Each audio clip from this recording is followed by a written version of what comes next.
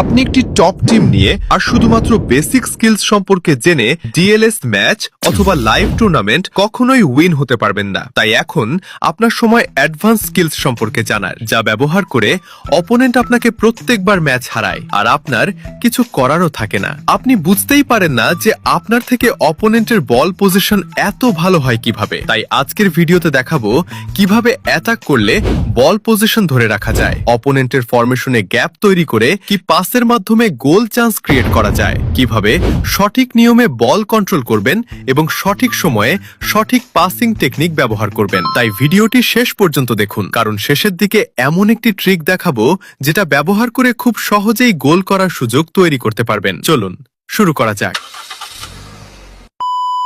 প্রথমত, আমরা যে ভুল করি, ম্যাচ শুরু হওয়ার সাথে সাথেই অ্যাটাক মুডে চলে যাই, হাই প্রেস করে ফেলি। হ্যাঁ, বল পজিশন ধরে রাখতে হাই প্রেসিং এর দরকার আছে, তবে সঠিক সময়, সেটা নিয়ে পরে আলোচনা করছি। এখন কথা বলি, প্রথমেই হাই প্রেসে গেলে হবে না, তাতে উল্টো গোল খাবেন। তাই প্রথমে একটু পিছিয়ে থেকে প্লেয়ার পজিশন ঠিক করুন, তারপর অপোনেন্টের ভুল পাসের অপেক্ষা করুন। বল যখন আপনার কন্ট্রোলে থাকবে তখন বল ডিফেন্ডারের কাছে দিয়ে একটু নিঃশ্বাস নিন, তারপর ছোট ছোট ট্রায়াঙ্গেল পাস ক্রিয়েট করার চেষ্টা করুন। তাতে অপোনেন্ট বিরক্ত হয়ে হাই প্রেস করবে, আর ঠিক তখনই তাদের ফরমেশনে গ্যাপ তৈরি হবে। ওই গ্যাপগুলো লক্ষ্য করুন। যখন দেখবেন আপনার ফরওয়ার্ড প্লেয়ার রান নিচ্ছে, তখন একটা কি পাস দেওয়ার চেষ্টা করুন। আর যদি এই ট্যাকটিকটা কাজে দেয়, তাহলে আপনার ফরওয়ার্ড প্লেয়ারের সামনে শুধু গোলকিপার, তাকে কাটিয়ে গোল নিশ্চিত। অনেক সময় আমরা প্রেসারে এসে অনেক বেশি পাস খেলতে গিয়ে ভুল পাস দিয়ে ফেলি, ফলে অপোনেন্ট কাউন্টার অ্যাটাকে গোল দিয়ে বসে। তাই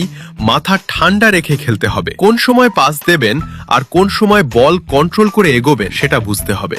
আর পাস সঠিক হওয়ার জন্য প্লেয়ার ম্যাক্স করার সময় পাসিং স্ট্যাট যেন ভালো থাকে সেদিকেও খেয়াল রাখবেন। তাই মিডফিল্ডে সব সময় হাই পাসিং এবং হাই কন্ট্রোলিং প্লেয়ার রাখার চেষ্টা করবেন, এতে আপনারই সুবিধা হবে। তাই অপোনেন্ট হাই প্রেস করলে ঘাবড়াবেন না, বল কন্ট্রোল করুন, শান্ত থাকুন আর সুযোগ তৈরি করুন। আপনার মতে বল পজিশন নাকি কাউন্টার অ্যাটাক, কোনটা বেশি কার্যকর? কমেন্টে অবশ্যই জানাবেন।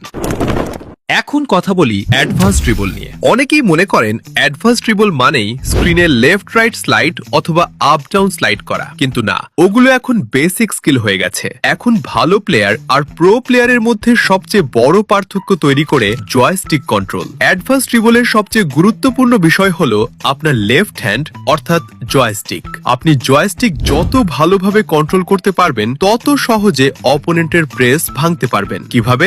অপোনেন্ট যখন হাই প্রেস করে তখন প্রথম কাজ হবে মাথা ঠান্ডা রাখা। অনেকেই প্রেস দেখেই তাড়াহুড়ো